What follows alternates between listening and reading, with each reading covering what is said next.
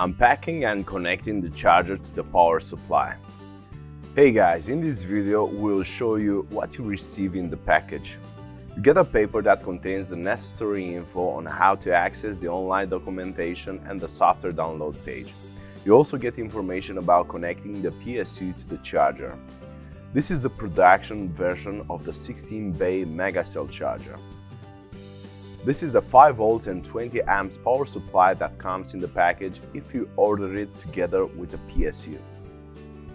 If you ordered just the charger, you'll have to purchase an additional power supply that can provide the required voltage and amperage to charge all 16 cells at 1 amp. If the PSU is not powerful enough, the megacell charger will not function properly and the PSU could get damaged. We don't provide the cord with the PSU due to the various socket styles around the world, but any DIYer that respects himself should have a cord that he can use out of an old device.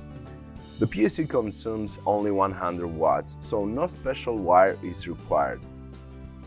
It's preferred to have a 3-wire cable, which usually comes with earthing.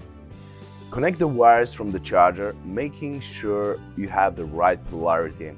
If you reverse the polarity, it will permanently damage the charger. There's no reverse polarity protection because of the high current that the charger draws, so make sure you double check before powering on the charger. This is the power cord we installed for the European sockets. Before plugging in the power supply, make sure you check the switch voltage. The PSU supports 110 and 220 volts.